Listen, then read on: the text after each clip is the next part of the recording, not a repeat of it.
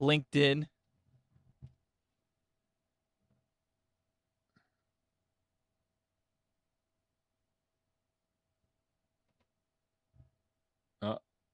YouTube. Hey, YouTube. All right, We are LinkedIn should live on be YouTube. connecting at some point here. I'm going to connect to Facebook. Let's see what happens here. Today is the 3rd. I want to verify. Yep, today's the 3rd. Good. So LinkedIn is live. LinkedIn is live. Cool. And Facebook should be coming around the bend here, getting live too. Facebook is live. Okay. Now I got to check my email. Hey, Lindsay on Facebook. That was fast. We are live on all the usual places. Okay, I got your email, Marty, so Live. I'm going to open that up over here. Oh, how come? All right, Brad. How come I can click on top, get the old link? I have no idea, Brad. How comes If he you're can what? watching, how come when I click on the pop out Discord chat, I always get an old link? Okay, Jeff just said he's getting on, so that's good. So Facebook here. I'm gonna share No this out. idea. I don't understand the Hey, whole Jim. Discord thing. I still haven't figured that out. Yeah. Hey, what's up, Jim? So if you guys can, it would be great Nate Stone in the UK. Luke, how are you? if you guys want to share this out to your profile or your page. We'd be much obliged.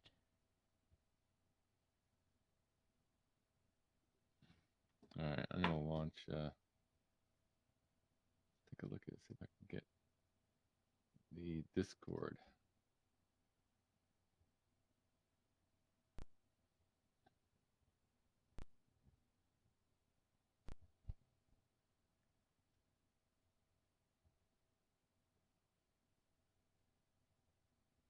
Stream. For some reason, I can't get it to my profile. Why? Oh, wait. There we are. Hey, Marty's in Discord. Get me a good link. Let's see what I can do. The link shouldn't change in theory. It No, shouldn't. I use the and I use the app and I just get right in. Yeah, I that's. just I mean, select that's the app. essentially what I did. I just opened it up. Uh, Yep, Luke, see. it's on social time. And on LinkedIn is it Facebook and LinkedIn you broadcast from online for live? Yes, we go to a lot of different places. We go to LinkedIn, Facebook, YouTube, and then my personal the Tech Buzz channels. I have a YouTube channel. I have a Roku channel. If you search the Tech Buzz Network on Roku, if you have one, you can watch live from that. Um, and Amazon Fire TV, you can watch from under the same thing if you look up the Tech Buzz Network. And we are Hey, Garrett. yes, that's and then we're obviously in the Facebook group. So for right now, that's where we're at streaming live. Hope that answers your question. Well, All right. what the heck's going on here? Smaller. There we go. Discord was getting all wonky.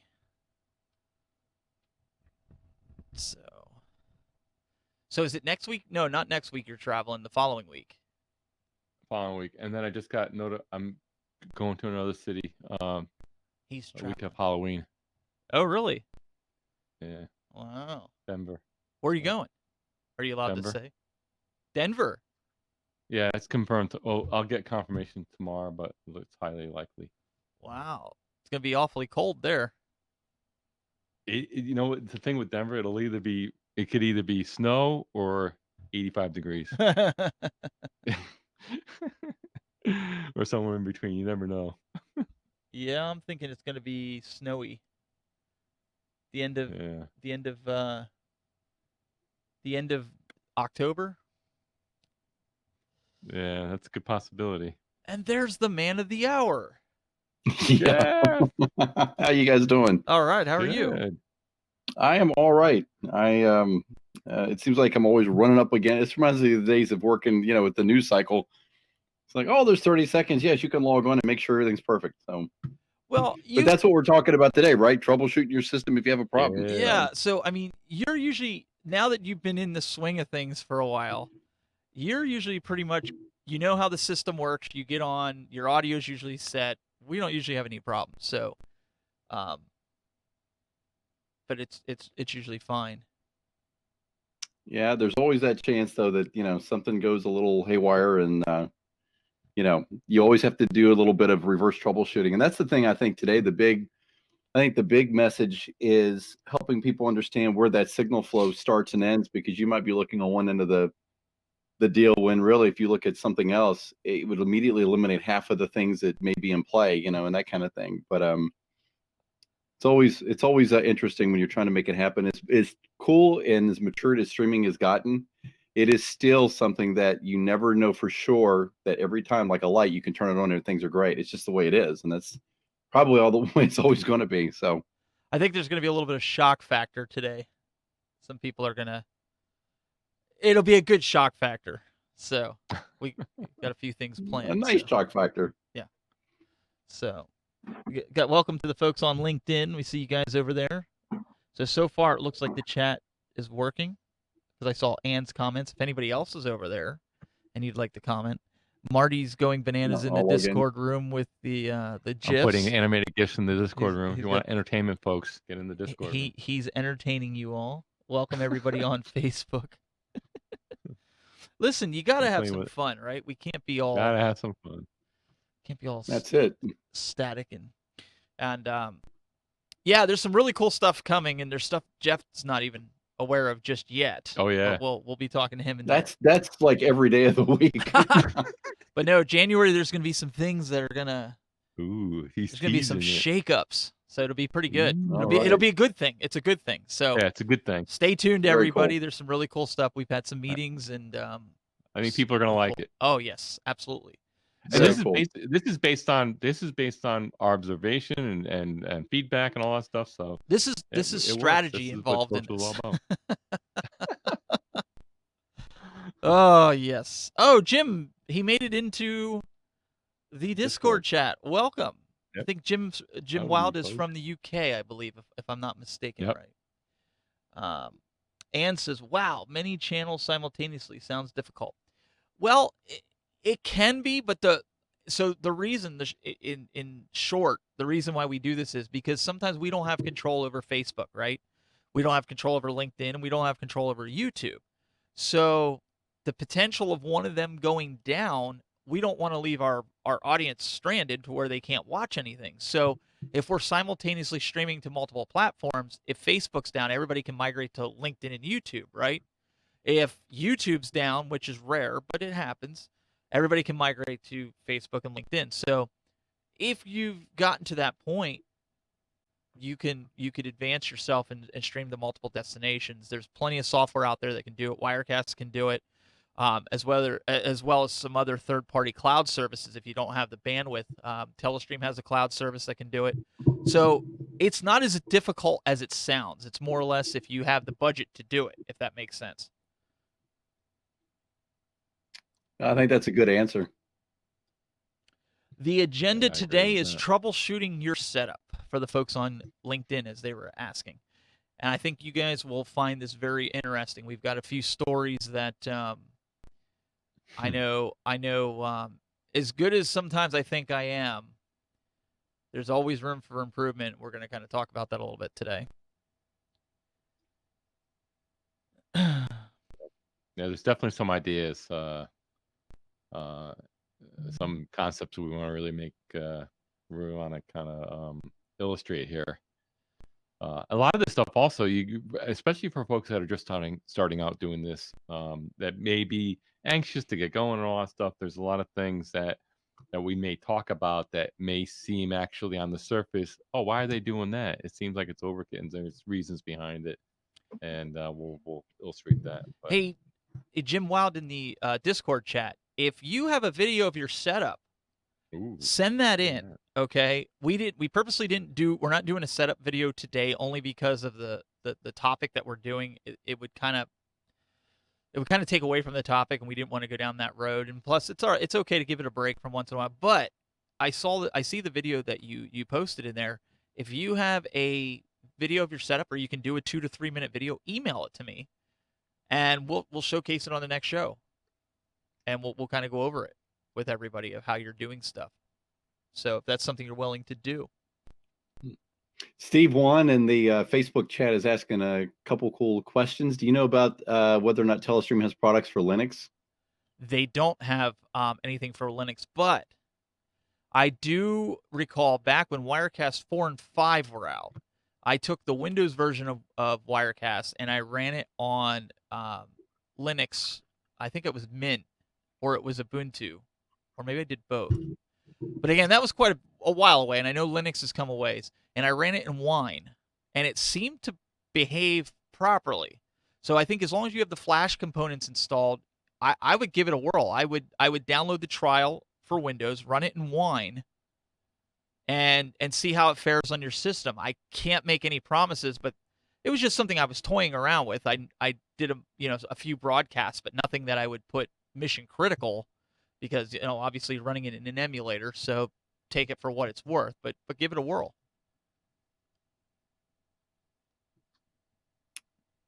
It's an interesting world with everybody using products on the Mac like Parallels, where you can run Windows natively in the OS. It's and I know that also with a product like that you can run Linux and things, but it doesn't cross over and actually make one product work on another platform. But yeah, it's an interesting way of doing some level of what you need if you don't have exactly everything in one box, or in multiple boxes. So well, he's also asking for Telestream Vantage, so that's outside of my knowledge realm. Okay, so I don't deal with any of the higher end enterprise level products, but you can send an email into them if you go to the website and see if that's possible. I don't believe it is possible though, because it is a Windows Server based application.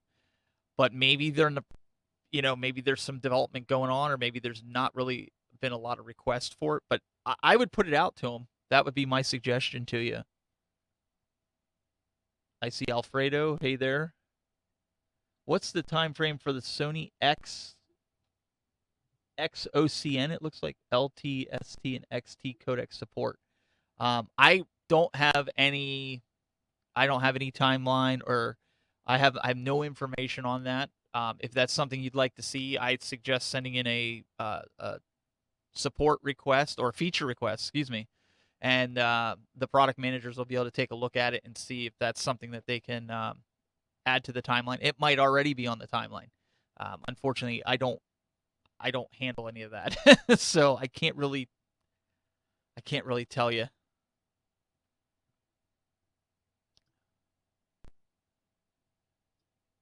Okay, Jim said he's on it, so he's going to make a video of his setup. So cool. Oh, excellent.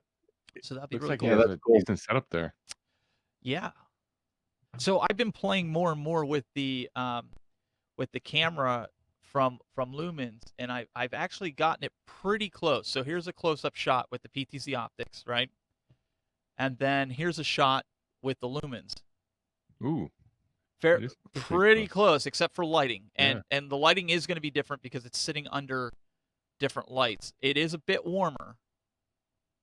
I like this color personally. I think this is, Jeff, what's your thoughts? This camera? Well, obviously, I mean, the disclaimer is it's coming over the internet, which degrades quality in certain ways and things like that. But I feel like now, I don't know if maybe the focus is not quite on the lumens where it needs to be, but you definitely look like you're more clear in the shot you're on right now, which is a PTZ camera.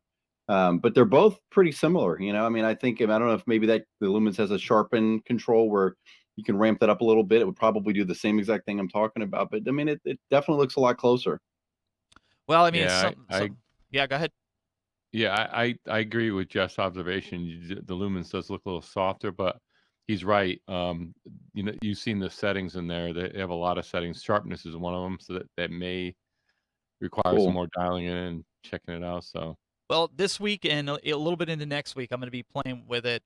Probably tomorrow, spend a little bit more time on it, because we're going to get a review going. I know we're going to meet with the one of the engineers with Lumens. Hopefully Monday if he gets back to us, so we can pinpoint some of these. And I want to be able to show him these differences and get his take, because obviously I don't want to go into a review, and I know you don't want to go into a review with inaccurate information. So people. Yeah, I got mine hooked up.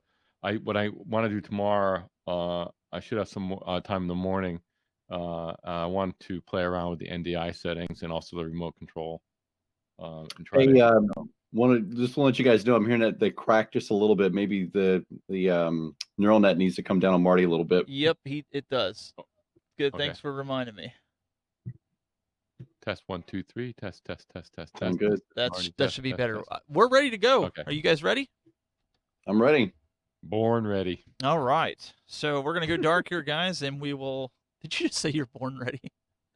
See, I always say that. That's funny. Sorry, I was like sitting here. I was getting ready to go atomic batteries to power, turbines to speed, but I like that better. All right, we'll be back, guys.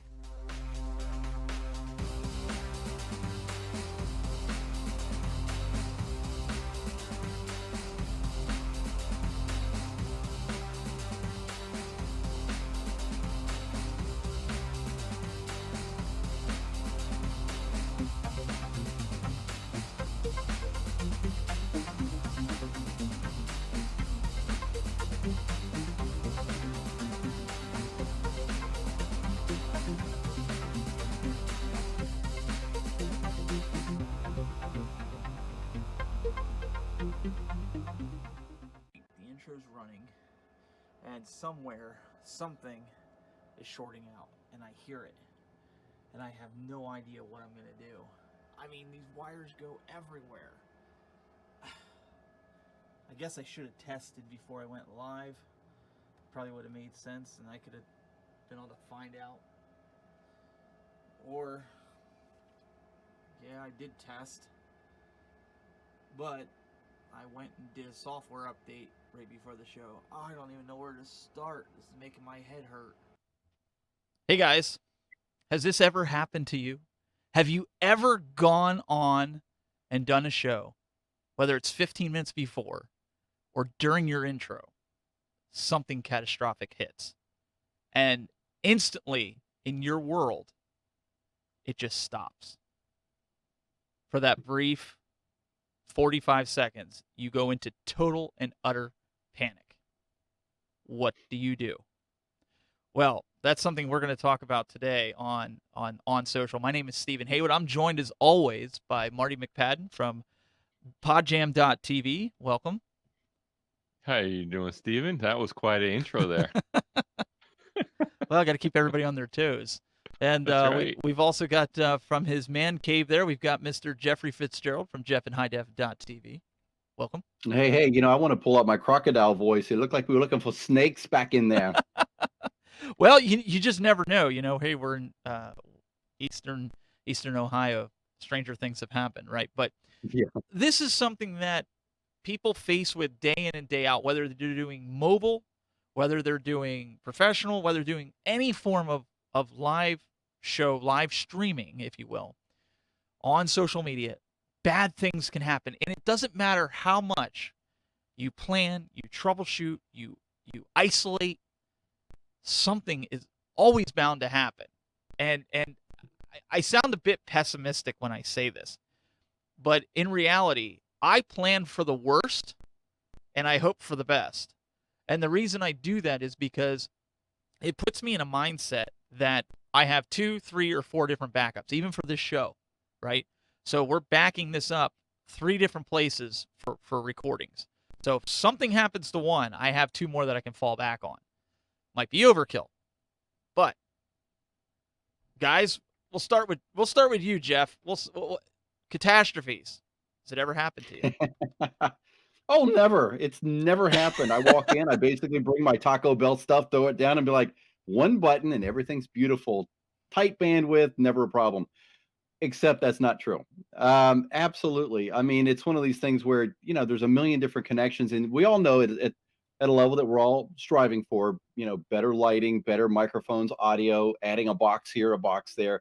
Every single one of those components has another element of, well, what might have went wrong. And so the more that you add, you've really got to become kind of a detective. It's like NCIS, streaming media. And it's one of these things where if you're not careful and you're bumping up, not getting your time in before your show starts, you're going to be doing it while you're doing your show. Absolutely. And Marty, I know you and I have faced many challenges, but you too, right? You've had this scenario happen. Oh, absolutely. And it's always the last thing you think of. But yeah, I mean, those surprises always creep up, and we'll get into it a little bit. Having those like you mentioned just before, having those backup systems in place are so important, even though you hope to never use it. It's almost like the break glass if necessary, and grab the fire extinguisher. You hope you never use it, but it's good that you have it in case you need it. But yeah, we'll get into some of those scenarios that can happen, especially when you're doing live video. I mean, with bandwidth and all that stuff. So I'm sure we've all had that happen to us. I think one of the things that I've seen is people get in these predicaments and they panic, and they don't understand and know their gear, know their setup enough to troubleshoot it. And that's what I was hoping we could kind of dialogue a little bit today, because we see a lot of people that they'll pay for somebody to come in and set up their studio. They'll pay for somebody to come in and put everything together. And I know when John came into my studio and set up the neural net system, I asked him every step that he did it, him and his son, what was wired where, how was it wired? Was he pulling this audio feed from my mixer? Was he pulling this SDI cable from my router system? And the reason for that was I wanted to know exactly how it was wired, so in the event something happened, I could trace it back, all the way back even to my network. So I have a standard router set up to a modem, and then I come off of that on the backside behind me, everything that's networked behind me. That includes my rack and all the computers that might be behind me. That's the best way I can put it for this demonstration. That's all on one net switch. I come out of that net switch, and I go into a net switch that's under this table, and that has every computer that's here in it. And then I come out of that net switch, go over to my workstation, which is my daily jobber, where I do my work and all the other computers. That's in one net switch. And the reason I do that is if one of the net switches goes, I can isolate the problem fairly quick, and I always keep an extra net switch on hand that I can swap it out in the event of a catastrophe. But that might be going a little overboard. But what's your thoughts on that? I mean, is isolation the key, Jeff? Yeah, it is. It's actually the key. And I think in tandem with that, it's, when you're trying to figure out a troubleshooting scenario, especially when you're panicking, like you talk about, it's what has happened most recent that you might want to pay attention to. I did a live stream 2 or 3 years ago with a room full of people in Washington, D.C. It was all ready to go. And 15 minutes before the stream, we noticed that one of the cameras had not been brought up. We were, going through some checks. And I was like, why didn't you guys check that? And they go, well, we got a new, we ran a new cable and everything. And it turned out it was an HDMI extender, and it had a particular direction that one box had to be on our end, one box had to be on the other. And if they were inverted in opposite positions, it wasn't going to work. And so they were kind of scrambling and wanted to, grab different wires and things. I'm trying to figure out what it is. And then we all said, hey, wait a minute. What was the most recent thing that you changed, or what was the newest part of the system? And I think that's where you really got to start with some of this, is really looking at the things maybe you're less familiar with, getting up to speed with them. And then, as you say, having a backup, right? I mean, having that backup cable is actually still important. So, yeah, I mean, Marty, for a fact, we've done this. You've got some notes that you kind of put together. You want to kind of dive into some of this? Absolutely. And just to kind of play off what Jeff was saying, what he's saying about testing workflows, especially if you make any changes, the thing I would recommend is you don't want to make any serious changes, either hardware or software changes, right before a production. that's something you want to make sure you do well in advance so that you can do proper testing. There's always going to be upgrades in hardware, software that are necessary, especially software, especially if you're working with a program like Wirecast or some software-based solution. You're going to have, and if you're whatever platform you're at, Windows or Mac, you're going to have updates on the OS. You're going to have updates in the applications themselves or multiple applications. The thing is, when you do those updates, you want to make sure that they're done properly, that they're thoroughly tested and vetted before you actually do the show. In fact, testing is always good no matter what you do. Before you go live, you want to have a workflow checklist in place to make sure that everything's working. Don't assume that everything's working just like the last time. In fact, and that's why also we talk about having a solid, defined workflow in place. Once you have that nailed down, do the same thing every time. And then if you need to introduce changes, again, testing is crucial.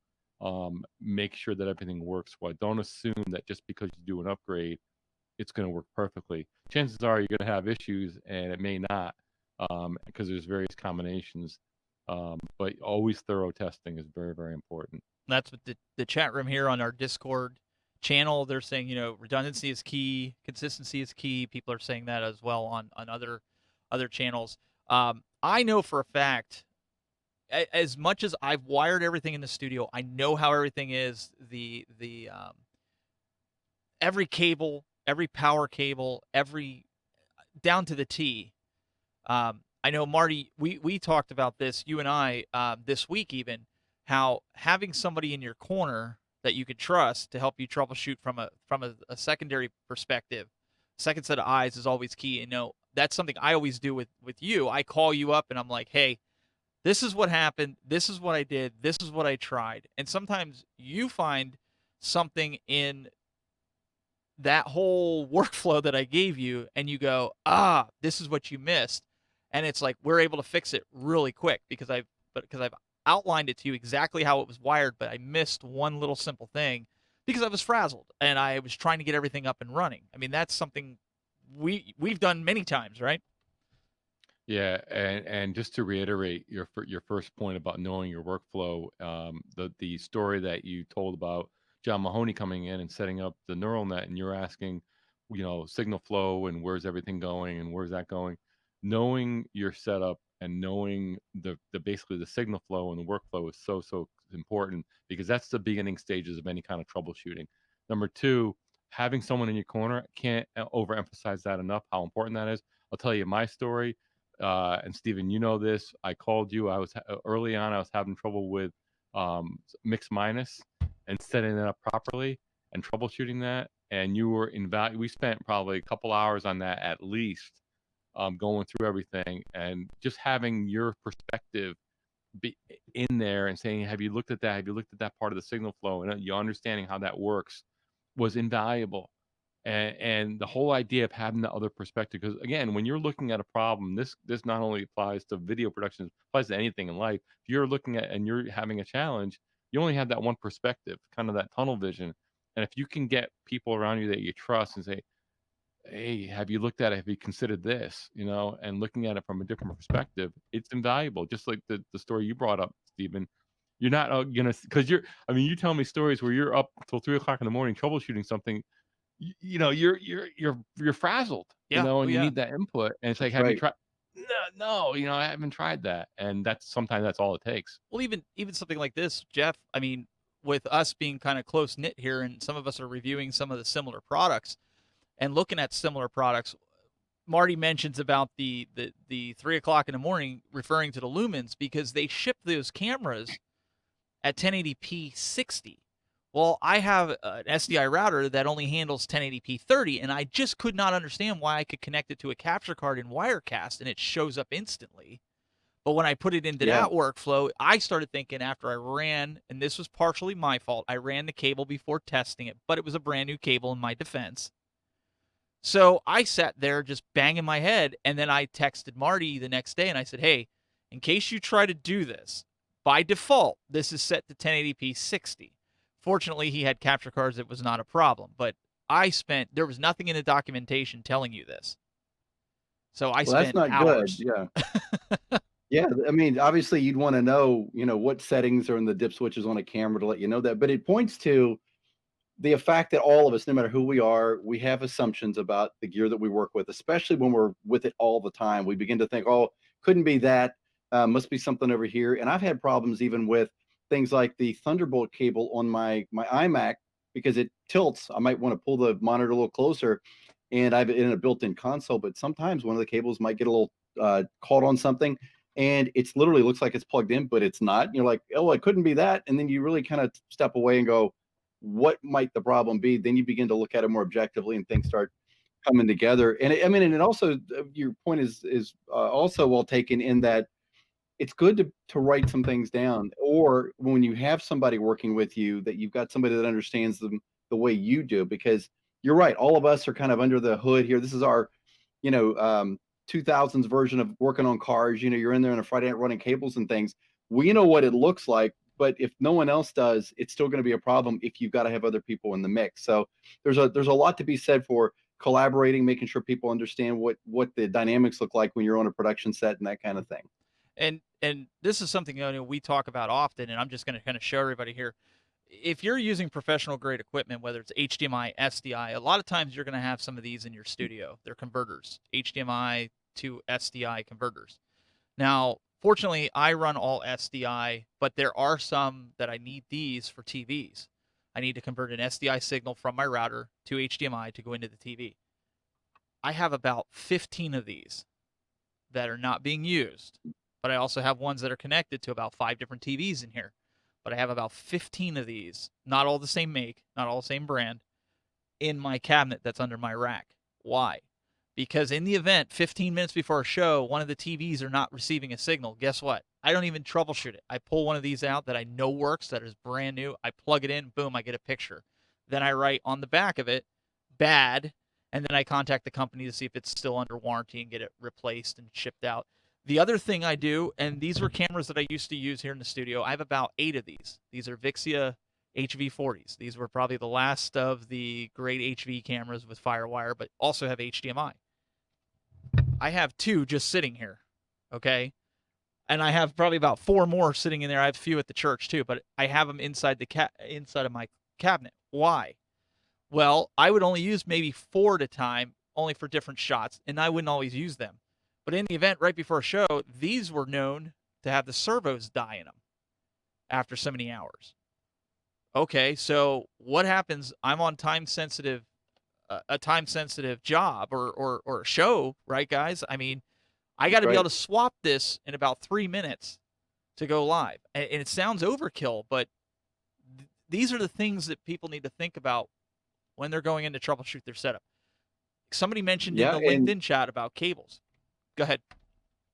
yeah, no, I was just going to say, I mean, it's great that you've got a plethora of gear to pull from, and that is absolutely the way that you want to do it when you're trying to do it professionally and you want to have guaranteed redundancy. But let's say that you're somebody that doesn't have multiple cameras, you may only have one of what you need. One of the things you can do in troubleshooting or in planning for troubleshooting is using a product like Wirecast, where you have a shot to go to if you can't get your guest up, and you have them through audio, or having some other video you can play while you're trying to figure out what might be going on. Having the ability to do that kind of thing and change the content a little bit to kind of cover while you're in that recovery mode, trying to figure out if you're rebooting, whatever it might be. Sometimes those things can be really valuable as well. No, that's a good point. And Marty, I know you do a lot of podcasting, editing and stuff now. I'm sure you have some form of redundancy with the recording stuff. Oh, absolutely. So I double record everything. So I use a system when I'm doing managed recording. A lot of my work is editing, but when I'm actually managing the recording process, I record. There's a system I use. It's a browser-based recording system. I can record multiple tracks, but I also do a safety record separately, outboard record. So that way I'm covered. There's always a double record. I know, Stephen, you do the double records for the show. It's about having that backup in case something goes wrong. At least you have something to go back to. The other thing is, I think you mentioned about power cords. Um, it's usually the simplest thing. So, how many times have we seen where it's usually a power cord or something that's not seated in there right? Lots of times with HDMI, if you use an HDMI system, since those cords are not a locking cord like SDI, like a BNC connector would be for SDI, it could be easily unseated. It doesn't take that much to be unseated, and it's the simplest thing. It's like the concept. I'm not sure if you guys have heard the concept of Occam's razor, which is an old. I'm not sure where it comes from. It's Greek or something, but it basically means the simple solution is usually the most obvious. The most obvious solution and simple solution is usually the one, right? So when we talk about power cords, like you mentioned, it could just be something unseated. Like if it's not getting power, check that power cord. Is it seated in where it's supposed to be? And is it good? Don't assume that the power cord is always good. I mean, you had an issue with a power cord.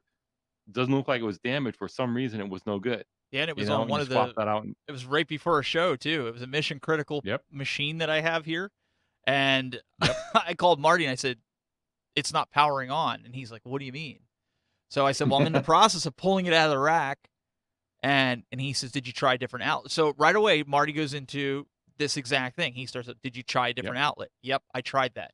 I said to him, or we both said it around the same time. I don't remember, but we were like, I said, "I'm in the process of going to change the power cord and go into a different."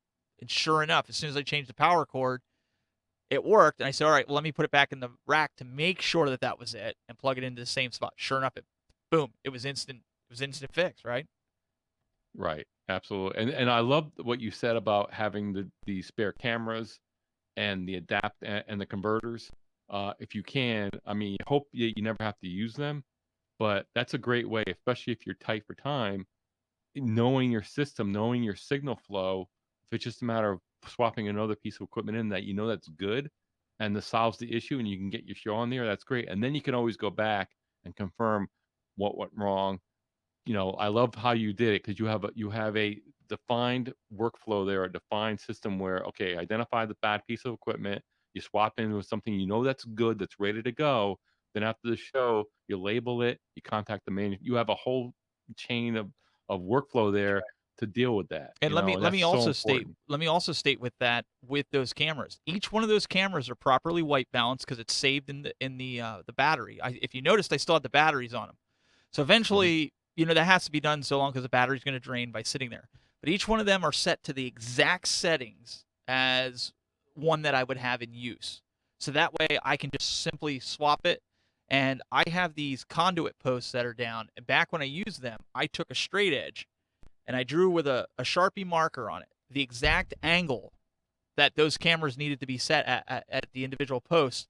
So I knew in mission critical areas that I could simply take the other one off the hot shoe mount, put that on there, just get it, and it'll get me, for the most part, it'll get me pretty darn close to my shot accuracy, and then I can tweak from there. But it's not something where I'm like totally whacked out completely for a show. You know what I mean?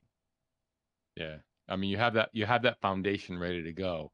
And you're able to make that quick again, Stephen, because you know you're set up, and also you're kind of using the 90-10 rule where you have all the preparations ready to go. It's like having that fire extinguisher. It's like having a smoke alarm in your house. Hopefully it never goes off. Hopefully you never use it. You change the batteries every year. Daylight savings time, right? Mm-hmm. Hopefully it never goes off. But if it does, you're darn glad you have it. Same thing with you. Yeah. You hope that you don't have to switch out something last minute. But if it saves the show and you already know what the setup is, it's just a matter of swapping it out. You're ready to go. Yeah, I think one of the things too that I'm realizing is that we've got a whole family of viewers that love talking and sharing and trying to figure out how together we make better video. And what do you guys think, Steve, Marty? You think we should maybe build a Facebook group called something like One Social Backstage where people can come in and test? Because that's the key to being ready for prime time. You don't wait until it's the real deal to be like, hey, let's see if this works. Get in, create your own closed Facebook group. If it's just you can stream only to yourself. You can see what that looks like. I've got one called the Digital Green Room that is full of nonsense because that's where I test. But that's where you get the power of it. And then you can invite other people in and say, hey, take a look at this. Does the audio sound right? Am I coming through the right sound card? Many times, you guys know, you'll have the nice big microphone, you'll be talking, and people are like, you sound like you're coming through the computer speakers, because somewhere when you rebooted, the computer decided, hey, I want to set the internal microphone back to the primary. This is where you're going to be able to find a lot of value in being able to make inroads on that. And also in the chat, I want to give a shout out to Nico's asking if we're all in different cities, and we are. I'm in Washington D.C., Steve, you're in Ohio, and Marty, you're in Connecticut. So it's the power of the internet. Absolutely. And Jeremy K in our Discord chat, and I apologize, I'm going to be looking down to read it just so I can get it, exactly. He said, for streaming as well, time of day and network usage is important for testing. I've done streaming for churches for years and find that I could do perfect tests during the week, but I get a full house on a Sunday morning and my stream continuously fails. And I had to perform a QoS on my network to fix it. And he's absolutely right. When we test with folks even here, we make sure that they're using the setup that they're going to use for the show. It doesn't do you any good. It doesn't do you any justice if you're going to test to be on a show on days or in areas or in a studio or on an internet connection that you're not using that day, because bad things can happen, right, guys? Just to add into that, Stephen, you're absolutely right, because I'll work with clients doing live streaming, and always, and I know Jeff, you do the same thing. You always do that test, but I always make sure that they're in the location that they're going to be streaming from, first of all, so you know what the bandwidth is. And I also do another thing. I also try to get them to test around the same time the show will be. It's always a few days before, but because the bandwidth, especially if you're doing it from your home or office, I mean, the bandwidth, depending on the node that you're on and the neighborhood, it could fluctuate, and it could really affect your bandwidth and the quality of the bandwidth that you're using. So if you can, it's always good to try to replicate the scenario that you're going to be in, time of day, location, obviously, and all that stuff, and along with your lighting and all that. But yeah, replicate as close as possible to really get that realistic test. Yeah, and there's also a word we haven't talked about yet, which is contingency planning, right? Contingency, because later today I'm the live stream provider for the county debates for our elections this year. I got multiple locations, which is always an interesting challenge. And you're right, you can go in, you can check the internet, go, hey, that looks like it's working great, but you have 400 people come in, all with a phone, wanting to connect to the Wi-Fi, news reporters, people wanting to do their own streams. And now all of a sudden you've got a real issue there. And the truth is, what are you going to do to test for that? Well, you really can't. So you have to have another idea on what you're going to do to back that up in some way, that if that really gets clogged, what am I going to do? And it makes things interesting, to say the least, but contingency is part of the whole deal in troubleshooting. So it looks like the consensus is from different people that they like the idea of a private Facebook group. So this is something we'll work on and see about getting something going with that. It kind of goes with a little bit of the changes that are going to happen here. So we'll kind of go into that. But it's good to see that everybody wants to get involved with this and get going, because this is a way that you can get people that are like-minded to help you and tune in and say, hey, your audio is a little too hot, or like Jeff says, oh, it might be potted up a little high. It's a great way to get some instant feedback and not take a lot of folks' time to do that, and try to give you the best possible results. But Marty, I know you have a few other things on the agenda there too that you want to talk about. Yeah, I mean, excuse me, I'm looking to the side. I'm looking at my notes here, so that's why I'm looking here. I can't overemphasize the importance of really knowing your signal flow when you set it up. And I think, again, the story that you told with John Mahoney coming to your studio is a good one. It's a good example of that. But you really got to know. I know a lot of people we talk about, especially if you're just starting out, you're excited, you really want to go live stream, and you could do a simple setup and just go. But if you really don't understand how things work, chances are there's always going to be an issue that pops up. And that's going to enable you to address these issues quickly, and also understand what went wrong and prevent it from happening in the future. So hopefully when you have an issue, it's just a one-time thing. You don't want it to be recurring. And if you don't really know your setup, you're really doing yourself a disservice. So when you're not doing a show, take your time. When you're off, put aside some time, turn off the social media, and really learn your. It's not necessarily the most fun thing in the world, but it will become fun once you learn how everything works and the light bulb goes on and say, it's less mysterious. I actually know how it works. Then that's going to help your troubleshooting. When something happens, if you know how it works, you're going to know what to attack first. Because again, when you're doing troubleshooting, start with the simplest, work your way down, and do the same thing each time. So start with the most obvious. In fact, I'll always tell people when I'm recording, I'll usually do a reboot. Lots of times when people have trouble connecting, when I'm doing recordings and they're using a browser-based system, did you reboot? Something else is grabbing your stuff. When's the last time you reboot? And last time, that's all it takes. And I don't know why. It could be a software thing, but it's a simple thing. Takes 2 minutes, Yep. and you're ready to go. So start with it and work your way down, and then work on that and do the same thing each time. It's almost like the space program. They have a checklist. They follow it religiously, and there's a reason why. Is because they don't want to duplicate the same mistake over and over again. That's very, very key. That's what and I do. looking- I go through everything that same way. I want to bring up a little while Marty's checking his notes there. So this goes outside of just broadcasting. So my mother-in-law was on vacation last week, and I handle the network at her pizza shop. So all their systems, their computer systems, the network, the security camera, I handled all that. I put it in. My father-in-law passed away 2 years ago, and so I worked very close with him on how everything was set up and installed, and I know it like the back of my hand. So when she's out of town, she don't know anything about it anyways, but she has them call me. And the one lady that was down there, they have touchscreen monitors. She said she was cleaning the monitor, and all of a sudden the monitor went out, but the computer stayed on, and she couldn't get the monitor back on. The first thing I said to her, did you check the plug? Yep, I checked the plug. I said, did you check the connection in the back of the monitor to ensure that it's making connection at the monitor? Yep, I did that. Okay. So the only other thing I could think of is maybe it was burned out. But I took a spare cable because I was convinced that it was the plug. I took a spare one that I have because I have 50 million. Again, redundancy, right? Want to make power cables go bad, right? So we want to make sure we have it. So I took those down. I took one down. I tilted the monitor back, and they had a power brick velcroed underneath there, just as a lot of the standard monitors that need that extra power, and it was really loose. So I got it to flicker to come on. So I pulled out the cable, put the new one in, plugged it in, boom, came right back on instantly. Took me 2 minutes, and they were messing with it for a couple hours before they even called me. So going back to what Marty said in the beginning, this applies to everything that you do when it relates to electronics and computers and what you're doing. Start with the simplest things, rebooting. Start with closing an application, restarting that application, going through your steps. If you didn't change anything, if nothing changed and no software was updated, the company that owns the software didn't decide that day that we're going to throw a monkey wrench in your broadcast and we're going to hit a switch that's going to cause that software to fail on you. That doesn't happen. I worked in support here for Telestream. I know we don't do that because we don't want people calling us in there when they're having problems because, that means they're unhappy. And, when you have to deal with unhappy people, it kind of puts you in an unhappy mood. It happens, right? So let me just get rid of that conspiracy theory. That doesn't happen.